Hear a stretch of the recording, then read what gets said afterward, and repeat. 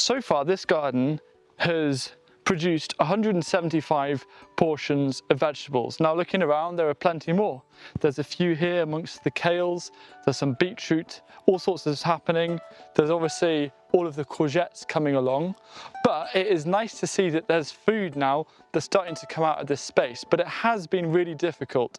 Down in this corner here, where I am enjoying the lettuce harvest, which is high value, all of this lettuce, and you can see these radish pods are starting to come through as an alternative harvest. I had direct sowed, and every day I came and I watered this area, but it's just been so dry, there's pretty much no point direct sowing at the moment. So I am going to look at doing some module sowing of some things to then put in, because I can control them a bit better. However, yesterday I went round and I've got a load of these different brassicas that are definitely a bit on the dry side now, that I'm going to plant, and it's going to be dry, but I'm going to water them in. So at least they have a root system, and I'm going to definitely expect them to be absolutely fine. But before I do that, a couple of things to note. We'll come onto the compost bin in a second, because that's an important addition. But what has been nice is I've been harvesting cucumbers. Now I'm just getting my notes up here because I did my first cucumber harvest yesterday, and I got nearly 2 kilos of cucumbers already from the first harvest, and I've seen other fruits starting to develop. There's been a huge amount of courgette harvests. It's almost like every day there's more. So that's been insane. What I've had to do is split the courgettes and marrows just to be fair.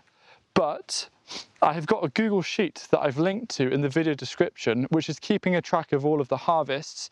And then I'm going to create another sheet at the base of that, a new tab, that will then keep a track of what all the expenses have been. So you too can follow along with everything that is going on here. So the harvests are coming, that's important. I've been harvesting kale as well, and underneath this says parsley, so this is coming on well. Also here, this is quite exciting, I've got the first of the beetroot that I've started to harvest. Now the great thing about beetroot is that it gives you two different harvests. You've got the leaves, which you use like chard, and then you actually have the roots as well. Now the direct sowing behind this of some carrots and beetroot is somewhat sporadic. There's maybe like 6 kohlrabi plants. So again, I've been on top of it with watering, or at least every day, but it's been so dry, it's still not enough. At least the leeks are doing somewhat okay, holding on. I think in the next couple of weeks, they're going to kind of burst for it. But I've got good growth here with these Chinese cabbages. You can see these are doing really nicely.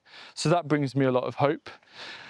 And then everything else is absolutely flying, particularly the first pea pods are starting to form. So it's been very productive, and I'm putting in a load of things. So I've got some broccoli and cauliflower and Brussels sprouts and purple sprouting broccoli. These are the plants that I'm going to be planting just to really kind of bring in particularly some winter harvests, and I'll be probably bringing in a little more kale, but also things like the purple sprouting broccoli and the white sprouting broccoli. That's actually going to be a really important hungry gap harvest.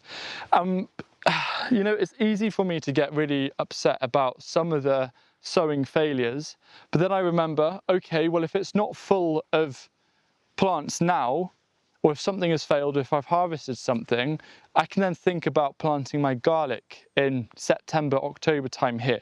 So even if the initial plan didn't go as I first wanted, it doesn't mean that it's a failure. It's just an opportunity to plant something else. Now here, I have extended the garden slightly. So the growing space remains the same. That remains 18 square meters. So at the moment, with 175 portions of veg and 18 square meters of growing space, that means pretty much every square meter has produced, on average, 10 portions of veg, which is really cool to think about, but I'm really trying to push that as much as possible. For this project, the whole point of this project is over a 2-year period to see how much can be achieved, particularly because this was started later in the season. Now, If you are starting a garden, one of the best things you can do is make a compost bin. I have made the simplest compost bin. You can even, if you can get yourself some pallets, you can tie 4 pallets together. This here, I've put in 4 fence posts, and then I've got some chicken wire, and I've just attached it very quickly using some U-nails. And this has created a little bay that means that I can go in and out quite easily. And what I'm going to do is start just filling this with all sorts of things, like kind of like grass clippings and any other bits and bobs that I can get, my veg scraps from home.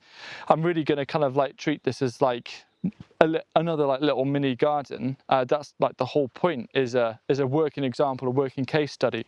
So the goal with this spot here is by the start of spring next year, this will be full and pretty much decomposed, so I can use as compost for transplanting holes.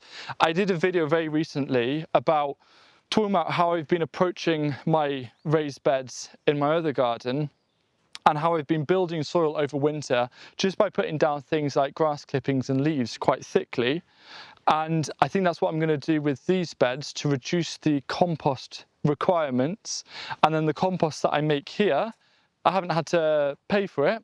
And because it's, you know, sturdy fence posts and chicken wire, this will last quite a few seasons. I'm going to actually be creating a lot of value in this square meter of compost, and I can build upon that using other tricks like planting comfrey at the base, so I can begin to create liquid feeds here. And I think that's maybe something that I'll do as soon as we've had a bit of rain. I've got some comfrey plants that I can plant at the base here. Now, just quickly to show you the effect of comfrey, this is some comfrey that I planted last year at the base of this compost bin, this hotbed. And last year alone, I harvested it 4 times, and it produced all of the liquid feed that I would need for this garden. In fact, most of the time I don't liquid feed my gardens, but this is great for things like tomatoes or anything that you're doing, any kind of supplement that you can make, any kind of fertility that you're growing. This has so much value to it. This is an asset that you get to have. This means that if you have some plants that are looking a little sad, that are a little bit struggling, you don't have to go to a garden centre to buy fertilizers or liquid feeds, because you can just make it your own. And that is where you're really starting to build in these principles of resilience and self-sufficiency. It's coming on. The garden is really starting to burst into a bit of life. There's, everywhere I look, there's, you know, something that is now happening. It is almost full. Once I've got these brassicas in, it's going to feel a lot more full. But I'm just going to hold off then until it rains. I'm not going to plant anything else. I might do some sowing undercover, but really the only job is harvesting and watering. And so at the moment, each square meter is produced around 10 portions of veg. Let's see where we can get to by, I don't know, October or November time. Could it be 20? Could it be 30?